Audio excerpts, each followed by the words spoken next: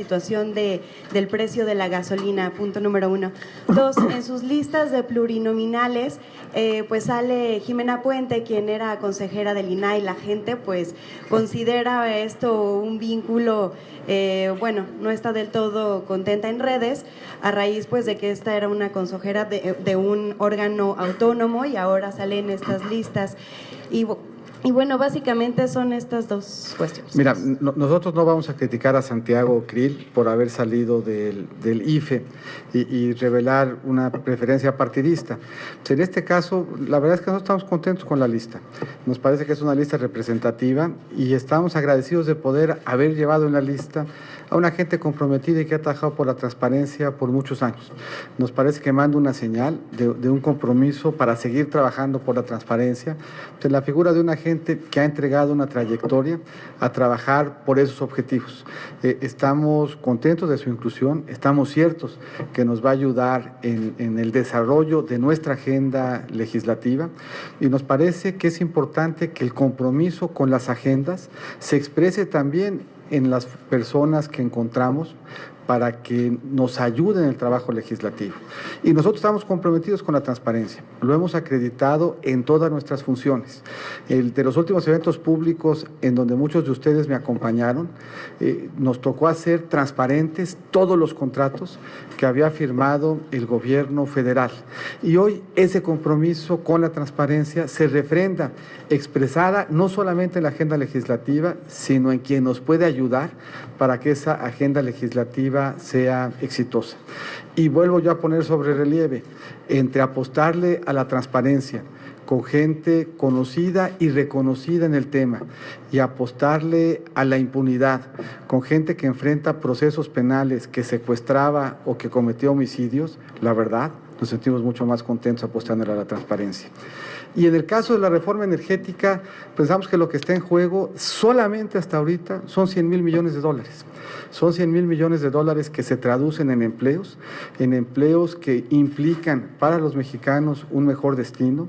Son 100,000 millones de dólares que fortalecen a Petróleos Mexicanos, que le ayudan a reestructurarse en un entorno de precios diferentes. Son 100,000 millones de dólares que se reflejan en logística, en distribución, en seguridad energética, y son 100,000 millones de dólares que se han generado apenas en lo que va del proceso.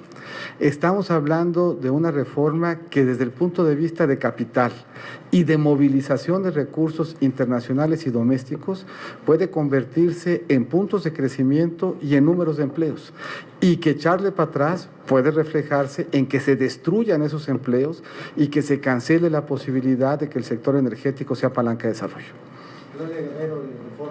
Gracias, candidato. Claudia, buenos días. Buenos días. Quería preguntarle sobre tres temas. El primero, el INCO da a conocer que el gobierno federal también ha tenido esta falla de hacer contrataciones o realizar pagos a empresas fantasma. Usted fue secretario de Hacienda. ¿Qué ocurre? ¿Faltan controles o por qué incluso el gobierno federal cae en este tipo de problemas? ¿Quiere de una por una? Sí, mira, nosotros somos los que hacemos públicos, o fuimos los que hicimos públicos en el gobierno federal, y lo hacemos una vez al mes. ¿Cuáles son las empresas fantasmas? Que son las empresas que no tienen materialidad para poder proveer un servicio. Y es bien importante que se aclare y que se aclare a fondo.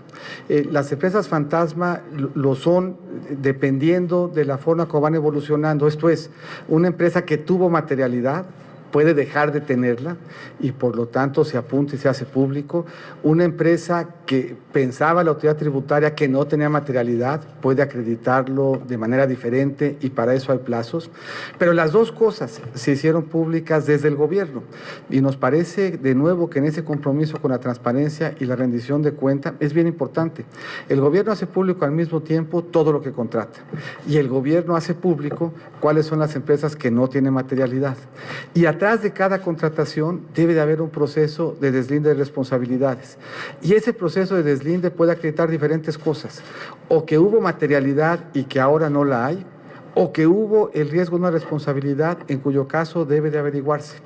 Cada uno de estos casos debe de dar lugar a una investigación, pero debe de partirse sobre la base de que quien lo hace público en aras de transparencia y en aras de rendición de cuenta, los dos elementos, es el gobierno. hace público todo lo que contrata, hace público a quién se lo contrata y hace público desde la óptica de la autoridad tributaria si la empresa tiene materialidad o no. Y yo vuelvo a insistir en lo que he dicho siempre, cualquier caso en donde haya alguna duda de falta de materialidad o de entrega o alguna posibilidad de desvío debe ser investigada hasta sus últimas consecuencias. Y en abono de esa convicción, hoy los elementos que se hacen públicos son elementos que se hacen públicos desde la Administración Pública Federal. Una Administración Pública Federal que le ha apostado a la apertura y a la transparencia. Estamos hablando de un presupuesto que año con año es de más de 5 millones de pesos. Y si en ese presupuesto se detecta en el ejercicio, aunque sea de 1 peso o de 2 pesos, pues hay que revisar para ver qué fue lo que sucedió y en su caso fincar las responsabilidades cuando así resulte o hacer las aclaraciones pertinentes. Pero me parece que es un avance bien importante que hoy todos los mexicanos mes a mes sepan por parte de la autoridad cuáles empresas no tienen materialidad y que sepan por parte de la autoridad qué contratos se realizaron y que revisemos, insisto, pudiendo encontrar explicaciones razonables o responsabilidades en proceso de ser fincadas.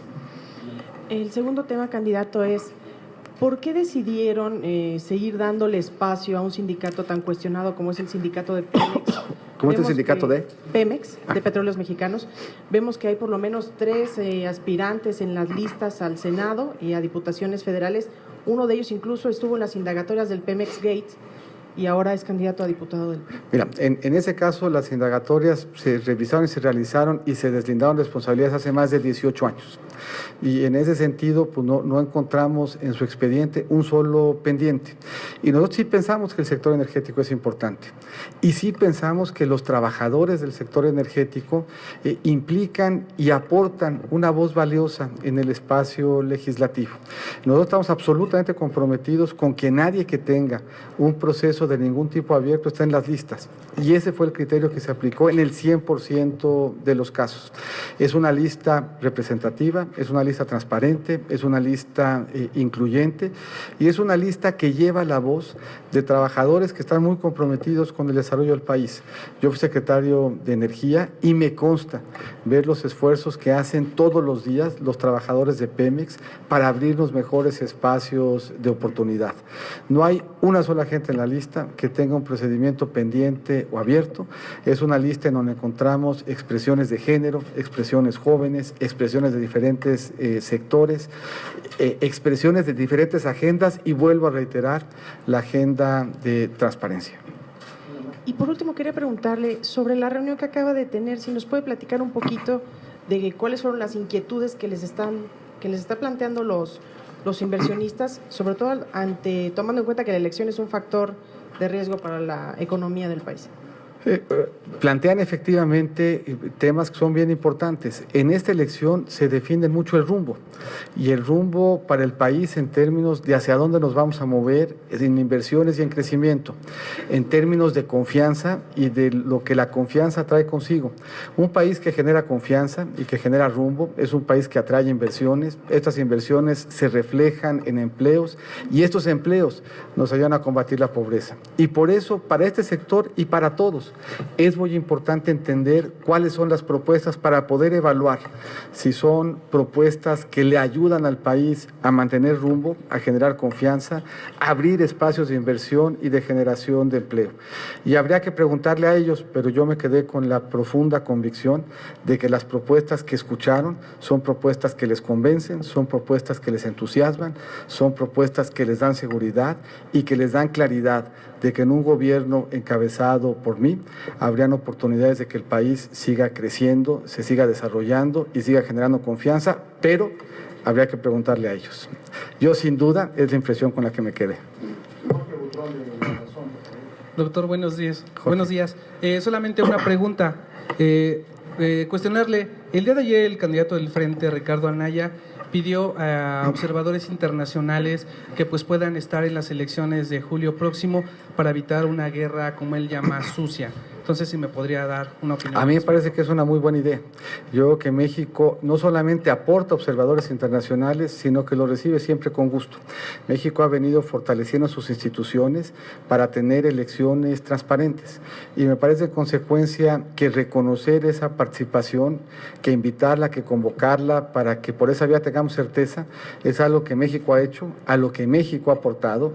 México es recurrentemente invitado como observador en el mundo y siempre ha recibido a los observadores que estimen sea importante estar presentes, por lo que les damos la bienvenida, como le damos la bienvenida también a lo que dicen quien encabeza la OEA, en el sentido de que un proceso electoral se implica la disposición de todos a rendir cuentas y que es justamente el proceso electoral la mejor oportunidad para que esas cuentas, esos pendientes se investiguen y esas responsabilidades se deslinden. Hola, buen día. Doctor, ¿nos podría usted abundar el ambiente que hay en el partido? Pues parece ser, por lo que vimos el domingo, que de alguna u otra manera se arreglaron, pero se tuvieron que ir hasta Toluca, se tuvieron que quitar a los celulares a los consejeros, se tuvo que hacer todo en una, en una privacidad extrema. Entiendo que hay algún arreglo ya ahí en las dirigencias, pero en los estados, por ejemplo, sigue habiendo conflicto. Ahí está el caso de Chiapas, donde uno de los principales líderes del Verde pues ya se fue a Morena, y en Guanajuato hay una división, y en Jalisco hay una división, en fin. Entonces, ¿no será que estemos...? Pero no te quedes con el en fin, porque si vamos revisando pues, cuáles han habido algunos casos, pero no es la práctica general. Lo que hoy vemos es una lista en donde están representados sectores, en donde están representadas tendencias, en donde encontramos espacios de mucha inclusión y en donde la excepción han sido algunas salidas que nos entristecen y que buscaremos minimizar por la posibilidad y por la vía del diálogo. Cada salida que vemos es una llamada de atención para reforzar los espacios de diálogo y de convicción. Pero sí, para nosotros lo que hemos visto es la excepción y no la regla. Y la regla ha sido participación, empeño, entusiasmo, convicción de triunfo y certeza de que vamos a ganar. La excepción han sido las salidas, que han sido pocas, afortunadamente, cada una de ellas relevante y cada una de ellas que nos obligan a reforzar en este empeño nuestro esfuerzo por convencer y fortalecer la expresión que nos acompañe en esta elección. Pero lo que estamos viendo es entusiasmo, es participación, incluso estas tensiones que se dan en los estados que tú refieres son tensiones que se dan en el ánimo de participar. Y esa es una señal importante pues, de un partido que lo que desea y que lo que ve son posibilidades reales de un triunfo que estoy seguro que vamos a conseguir. Pero interrumpí y me disculpo. Sí, no, al contrario, disculpe la introducción tan larga. La pregunta es si usted considera que la base priista está con usted y si la base priista va a votar por el PRI o se va a desbalagar por ahí de aquí al 1 de julio. No tengo ninguna duda. La base priista, en el trabajo que hemos visto, es una base que está entusiasmada, que está deseosa de participar, que está convencida de que vamos a ganar, como lo está la del Partido Verde y la de Nueva Alianza, y como lo está y lo estarán millones de mexicanos más. Y por último, ¿nos podría comentar cuál es la causa de que tengan a un personaje como el licenciado Calzada en el movimiento territorial y a la vez en una suplencia de una senaduría, y también se habla de que pudiera llegar a la presidencia nacional? Ahí cuál fue el objetivo, si nos pudiera compartir, y también cuál es el objetivo de tener a una persona tan cercana a usted como Vanessa Rubio en el Senado, incluso en un lugar preferente. Gracias. Mira, si uno revisa la función de los plurinominales, es una función que tiene que ver con representación sectorial, y el movimiento territorial es una organización relevante del priismo que captura y que refleja las preocupaciones sobre todo de las ciudades, y para eso sería importante que esa expresión tuviera también una expresión legislativa, y esa expresión legislativa se lleva hoy en cabeza de quien está al frente de los esfuerzos del movimiento territorial. Y como estamos absolutamente seguros que vamos a ganar, necesitamos tener gente en el Congreso que nos ayude a sacar adelante nuestra agenda legislativa. Y Vanessa Rubio ha probado ser muy exitosa en sacar adelante agendas en materia de desarrollo social, agendas en materia económica, en donde jugó un papel central, en que las calificadoras reconocieran que los fundamentales de México estaban bien y mejoraran nuestra perspectiva crediticia, y un papel fundamental en construir un tejido de diálogo con América Latina, y por lo tanto jugará un papel fundamental en ayudar a que la agenda de gobierno que tengamos una vez triunfemos en julio llegue a buen puerto. Buenos días a todos. Buenos días, doctor. Yo tengo 3 preguntas. La primera, hoy se ha dado a conocer la presunta intervención de Cambridge Analytica vinculada al triunfo de Trump en varios países, incluido México, en procesos electorales. ¿Su equipo de campaña o usted han recibido alertas sobre este riesgo en la elección, es decir, intervención extranjera y especialmente de esta organización? ¿Se toman medidas para blindar el proceso y el resultado de la elección? Mira, la hemos escuchado, igual que la han escuchado todos ustedes. Han habido diferentes señalamientos de autoridades internacionales en el sentido de que hay ese riesgo de injerencia extranjera, y nosotros estamos haciendo lo posible por minimizarla, buscando que esta elección se dé libre de 2 injerencias que a nuestro juicio son bien relevantes. Por un lado, que sea una elección que se dé libre de la injerencia del narcotráfico, y por otro lado, que sea una elección que se dé libre de la injerencia de intereses extranjeros, y que sea más bien una elección que se dé con una profunda convicción mexicana de escoger para el país un buen rumbo. Ahora, otra cosa, Andrés Manuel ha otorgado recursos económicos a damnificados. ¿Usted pedirá, o su equipo, o el PRI, o quienes integran la coalición, que se realice una investigación en torno a este tema? Porque pareciera un acto anticipado de campaña, doctor, y eso lo digo a título personal, o también una especie de compra de voto, ¿no? Mira, nosotros donamos, el PRI donó más de 200 millones, 260 creo que fueron, el último trimestre del año pasado, con toda transparencia, a la autoridad competente para hacerlo, y con ello se permitió potenciar los esfuerzos de apoyo de reconstrucción en el marco de la ley, en acuerdo con el INE y en coordinación con las autoridades encargadas de la reconstrucción, para que con toda transparencia se cumpliera con la ley y se hiciera un esfuerzo solidario de acompañar los retos que estaban enfrentando y que siguen enfrentando muchas familias mexicanas. Lo que aquí estamos viendo es un esfuerzo al margen de la ley, respecto del cual nadie rinde frutos, pero no sorprende. Lo que estamos viendo ya no son actos anticipados de campaña, son actos anticipados de un gobierno que nunca va a llegar. Ya estamos esperando no solamente ver al gabinete, sino los cambios en el gabinete. Estamos esperando ver quién va a ocupar de nuevo la cartera de gobernación, y nos parece bien esos ejercicios, porque nos parece mejor que se entretengan en hacer actos anticipados de campaña y de gobierno en la inteligencia de que nunca va a llegar a ser gobierno. Y finalmente, nada más alguien me pidió preguntarle sobre esta determinación del órgano electoral de quitarle el cochinito a los partidos políticos, el recurso. ¿Tiene usted alguna opinión al respecto? No tengo, no la conozco, no la he visto. Entonces, a quien sea que te haya pedido preguntarme, pídele que me informe para que la siguiente vez que nos veamos esté yo afilado para poder dar una muy buena respuesta. Una pregunta. Hoy pide licencia el doctor Miguel Ángel Mancera a su cargo. ¿Piensa que deja buenas cuentas en la ciudad y tiene pues calidad para estar en la representación en el Congreso de la Unión?